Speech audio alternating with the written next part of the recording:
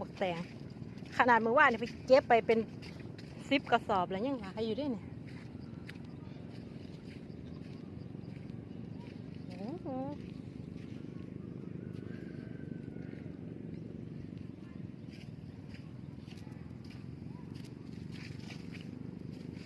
โอ้ยเขาปลาบักแตงคิดเห็นสมัยก่อนปลูกบักแตงขาย